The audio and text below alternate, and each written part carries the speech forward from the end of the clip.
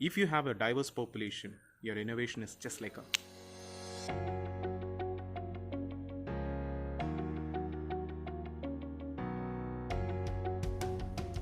Hello dear community members. Here we are with a new video content. In this video, we are covering a socially relevant topic, that is innovation for diversity inclusion. We have with us Mr. Robin Tommy, who is a rapid incubation strategist, a thought leader, TEDx speaker and an industry expert. Thank you so much for inviting me to talk about the diversity and inclusion, and especially the innovation factors in that. This is a topic which is very important to us, very important to our heart, especially from our lab perspective, that is the TCS Rapid Labs. Shall I start with a very basic question? What is IDI? That is Innovation for Diversity Inclusion. Diversity and inclusion. So, two very relevant words, especially during the pandemic also. First of all, let's talk about what is diversity and inclusion even before when we start talking about the innovation aspects of it. So what is diversity? Look, diversity talks about the what factor of it, and it focuses on the kind of workforce you have. So it focuses on what are the different variations, the cultures inside your workforce. It includes the age factors, the demographics such as the race, the ethnicity, and also I would say the sexual orientation of your workforce, the veteran status of your workforce. Not many things. It includes both the, I would say, the features that gets acquainted on a larger period of time, the features that get acquainted from your birth. Okay, there are a lot of things that comes under the diversity part of it. Now when you look at the inclusion, the inclusion is more of the how of it, and most of you know it is the measure of that culture that we try to enable diversity to thrive or to exist in your organization. So I believe now you understood what is the aspects of diversity, the aspects of inclusion. So when I talk about the concepts in diversity as well as inclusion, look, there are 7 pillars at which we define inclusion, or we call it as the 7 different aspects of the inclusion journey. The first of it is the access part of it. Now, access gives you the exploration, or I would say it's more of the importance or the welcoming environment for each one of us coming from a different background. It can be any kind of a background. It can be the cultural differences, demographic differences. The second is the attitude. So attitude majorly is looking at how the people are willing to embrace the inclusion and diversity and take some kind of action around it. When I say action, it's the meaningful actions we do it. Now comes the choice. Now, choice, as you all know, choice is all finding out the right things, I would say, what people want and what people want to get employed when they come from the different backgrounds. Then comes the most important part is the partnerships. Partnership. So partnership looks at how the different individuals and the organization, the relationship between, and how effectively we can use those. And it's really important today because partnership gives you a lot of plethora of opportunities in which what I want to do and what is my real skill where I can employ in that from the perspective of diversity and inclusion. Communication.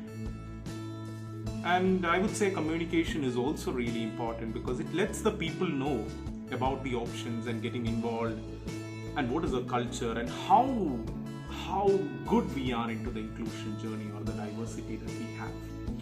Now the policies. Policies are responsibilities. Any organization should take up to make sure inclusion is at their heart.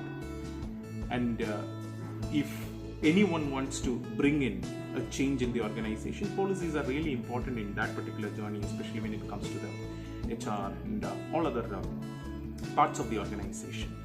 And finally, the final pillar here is the opportunity. Look, opportunities explores what options are available for people from whatever background that they come in. It can be a person with a lower vision, a person who comes from a background of hearing loss, cerebral palsy, autism. So how can they get an opportunity in your organization? So you might have understood what are the 7 different pillars by now.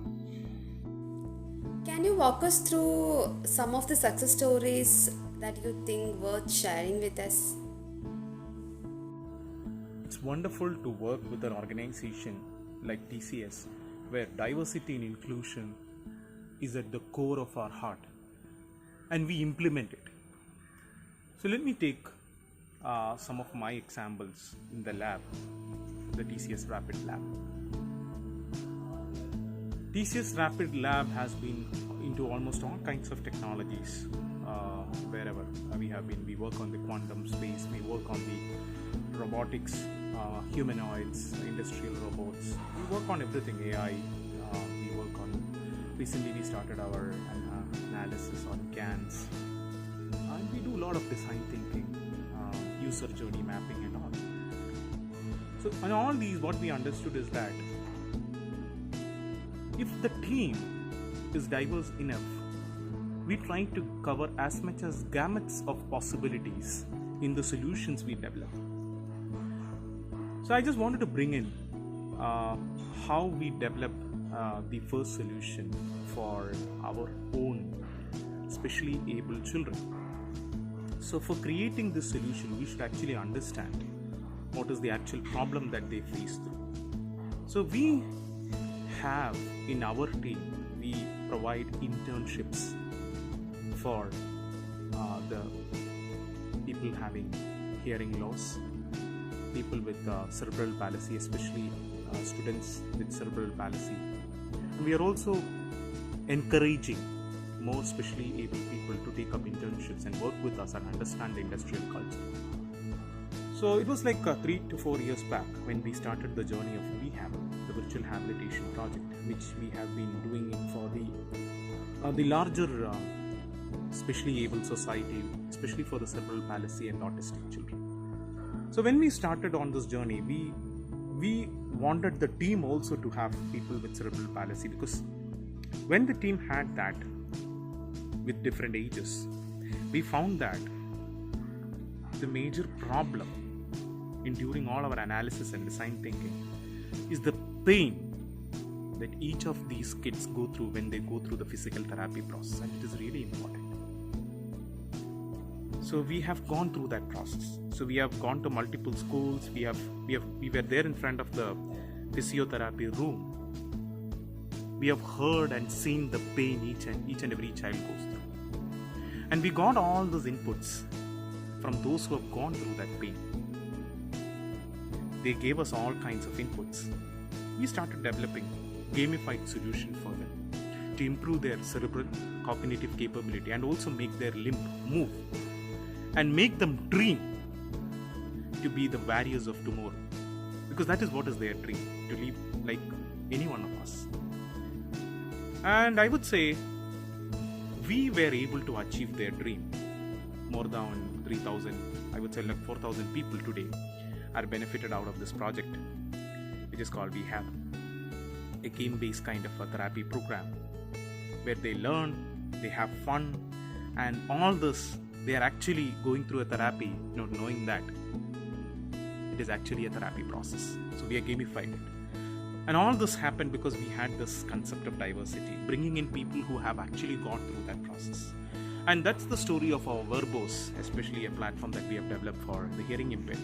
So we have a person who is an intern with us today, has been an intern for a longer period of time with us now, who is actually having hearing loss and speech loss, and he is not able to speak.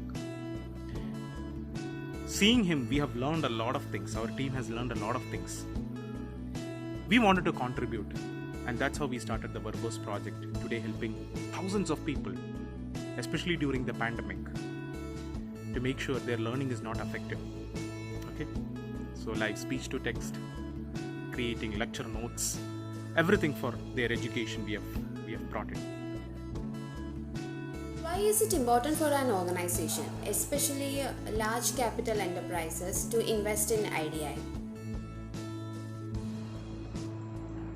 Here I would like to bring in, from an organizational perspective, each and every individual he is there, they majorly has two dimensions of diversity.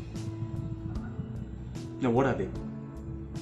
The first one is the acquired diversity and the second one is the inherent diversity.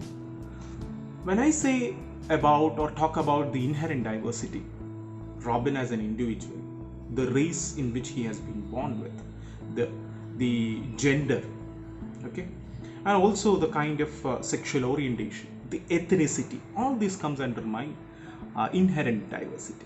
And the acquired diversity is on the go when I start getting some experience, when I work in multiple countries, seeing multiple cultures. I try to make differences, I try to understand their differences, and I try to be more abled from the acquired diversity principles. So that's how diversity is, and this is really important. This is called as the two dimensions of, or I would say 2D diversity, and this is really important in our journey in any of the organizations, which will actually cater to the growth of those organizations. All of us are mostly aware of the social awareness and spiritual satisfaction factor of diversity inclusion. However, when it comes to a real world business, how can IDI make sense in real world economically? So according to the survey that was done by PwC, which was a part of their 18th annual Global CEO Summit, it was found that when they were concentrating on diversity and inclusion, there was an enhancement in productivity by 85%. Also, it was found highly inclusive organizations always value more than 170% better at the innovation. And this is not a finding of PwC alone, it was also a finding of Deloitte. Look, innovation is the lifeblood, or I would say the lifeblood in the era of disruption. An innovation culture is always linked to the diversity and inclusion. So I would put it like this: it's a triangle. Okay, you have innovation as one of the core points, along with diversity as well as inclusion. So they are all going to get linked. Now I'm going to talk to you about the three major points how innovation is being really important by bringing in diversity, and I'll also be giving some examples which we do in our lab. One thing is, diversity and inclusion has that kind of a team which we have developed has helped us in creating more unlikely ideas. Now, what do you mean by unlikely ideas? Because if you look at from the perspective of our lab, so we have been always a customer oriented lab. We break problems for the customers in a very normal thought process. So when we started on the journey of an inclusive journey, so when I say our team comprises of almost many kinds of divinely able people, so we call them like that because it's the differently able people. We have the hearing loss candidates with us, we have cerebral palsy candidates with us, we have an equal almost like 50% of women employees and as well as male employees. We have different ages, and almost we have people from all across India today working with us, even some parts of the world otherwise, I would say. And this has really enabled us giving unlikely ideas. So even before, when I say unlikely ideas, look, innovation is not that everyone says when we just talk about an idea and says, hey, that's a great idea, and that's not innovation, and that doesn't create a change in the world. It's when we have differences and we start talking about the differences, and everyone comes into a mutual understanding from the experiences, from the diversity that we are getting applied to it, and that is where abnormality happens, and that's what really matters, and that's the next business that we are trying to create. So many of our ideas which we have been doing for the social world, social innovation, so even I can talk about hundreds of them, but I would say I would quote some examples later, one of the ideas, how it got evolved and how that is actually changing today's world. But I would say the diverse population has helped us in thinking more from the perspective of unlikeliness or abnormalness, and that has helped us in our journey. And you might be thinking how we are doing it as of today when pandemic is there and most of us are working from home. But one major thing is I will thank all these kind of innovative platforms, especially the design thinking platform, the murals that we use today, where multiple people collaborate on this platform. We do design thinking sessions on that, ideation on that. Hundreds of ideas come in. So we even look at some point of time, we get mesmerized by seeing the differences in those ideas, how the thought process has gone in, how when an idea comes, what are the various elements of it, how rooted it goes into. So that's what is the unlikeness or the abnormals we call. Look, diverse team has always been better for us, I'm saying, in making several decisions, because whenever we are stuck in making a decision whether we should go for it or not, so then we will start analyzing the multiple aspects of it, the various attributes of it. What are the various attributes that we should bet on? How can we come up with a prototype? How can we come up with an MVP based on what is the right pros and cons? Okay, team comes in, they discuss and they start, because we have to study the end user, how we do the end user analysis. A lot of things comes in, and that innovative journey is really important. And I have seen that whenever we had this diversity, because each of our team will have different kinds of people from different backgrounds who sit together and finalize on whether a decision, what kind of decision needs to be made, and we have found that it's really fast. And finally, I would say our diverse team has been much better in making an innovative idea happen, or make it happen, I would say. So when I say to make it happen, it is really important, okay guys? Because here you might have a $1 million idea, you might have thought that this is the best idea I should go for, but while you try to make it happen, you will go through a lot of challenges, a lot of experience is required, and a lot of diverseness is required in understanding your actual customer and selling it to your actual customer. And I would say your diverse team will surely do that, because we have seen it multiple times. It's the most cost effective and the faster mechanism is what I would say, because it has been difficult for us during our initial days when we started thinking of with a short team, thinking of something that is completely different for that team and they have never experienced. But whenever we made sure our team is packed with the different aspects of life, the inherent aspects of diversity, the acquired aspects of diversity, we found that things were much faster. We were ready to take any risk and go further. And that's how the first humanoid has happened from our lab, which is, I would say, the first humanoid from the Tata Group has happened from our lab, or the first game-based therapy platform has happened from our lab. It's all that we wanted to go forward and help people and create the next generation assets, we call it, the next generation technology for them. Several things we have done. All these things were achieved because we had a diversity. We started thinking from their shoes. We brought in people from multiple backgrounds. And that's how all the stories got happened. And that is the power of diversity and inclusion. And that's how all the success stories from our lab ended. That's why this opportunity to speak about it is really important for us. And once again, thanks for inviting me to talk about the innovation in the diversity space as well as the inclusion space. They are all related.